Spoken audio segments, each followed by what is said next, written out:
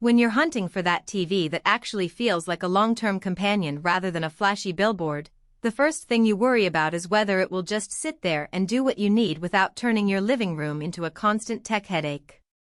You want color that looks real, a remote that doesn't feel like you need a PhD to operate, and a price that doesn't make you cringe when the bill arrives. That's the exact place the 85-inch TCL 4 Series 2021 model lands for a lot of families, big enough to make movie nights feel cinematic, yet simple enough that the whole household can figure it out without a tutorial. Link is in the description if you want to check the product details on Amazon. I've spent the last couple of weeks watching everything from Saturday morning cartoons to late-night sports on an 85-inch screen, so I know what it's like to have a TV big enough to fill a wall but still need to juggle multiple users and content sources. The first thing that keeps many buyers from going straight to a premium brand is the fear that a lower-priced giant will compromise on picture quality or that the smart platform will be a tangled mess. With TCL's 4 Series, the biggest surprise is how well it balances those concerns. The 4K UHD resolution paired with HDR does deliver crisp, bright images, especially in a darkened room where you can actually see the depth in a nighttime scene. On a bright living room with some ambient light, the panel holds up decently. It won't wash out like some budget 1080p panels, but you'll notice a slight dip in peak brightness compared to flagship OLEDs. If you're okay with a picture that feels very solid without chasing the absolute brightest highlights, this is where the value starts to show. The Roku OS is another place many people think about a TV's longevity. In practice, having a single interface that aggregates thousands of streaming channels means you spend less time hopping between devices and more time watching what you want. I tested the voice control on both the remote and the integrated Alexa/Google Assistant options, and the commands felt natural. Play Stranger Things or switch to Netflix works reliably most of the time. The only hiccup I ran into was an occasional delay when you ask for something that's not in the top 10 most used apps. The system will crawl through its list, and you'll hear a brief pause. It's not a deal breaker, but if you're the type that constantly flips through obscure apps, you might want to make sure the most used ones are pinned to the home screen for quick access.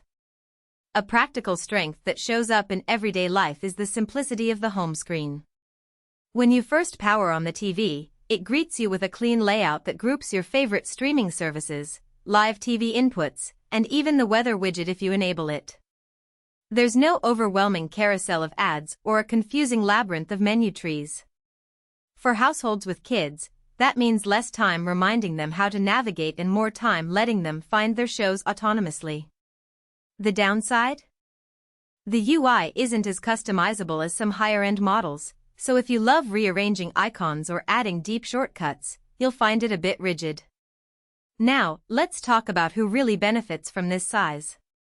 An 85-inch TV is a commitment. You need sufficient viewing distance, roughly 8 feet, for optimal 4K experience. If your couch is too close, you'll start seeing individual pixels, and the immersive effect diminishes. For families with a dedicated media room or a large living space that already feels like a theater, this could be the centerpiece you've been waiting for. For apartments or tighter spaces, the size might feel overwhelming, and you could be better off with a 65-inch model, even though the picture quality would be similar. Another factor is the built-in speakers. The TCL 4 Series relies on a basic stereo setup that sounds decent for dialogue and background music, but if you're a cinephile who expects booming, cinema-like sound, you'll want an external soundbar or a full surround system. I paired it with a modest 2.1 soundbar, and the overall experience jumped dramatically, especially in action movies where the bass adds weight to explosions. The TV itself doesn't try to hide the fact that the speakers are a secondary concern. They're functional but not a selling point. If you're someone who likes to game on your TV, the input lag is respectable for a non-gaming focused set, around 20-30 milliseconds after the initial handshake. Casual gamers will find it perfectly serviceable, though competitive players might crave a dedicated gaming monitor or a TV with a dedicated game mode that pushes the delay lower. The HDR handling also means you'll see vibrant colors in bright scenes, but darker shadows in some games may not pop as dramatically as they would on a premium OLED. One hidden trade-off people sometimes miss during the initial excitement is the reflectivity of the panel. The screen has a matte finish that reduces glare, but it's not completely anti-reflective. In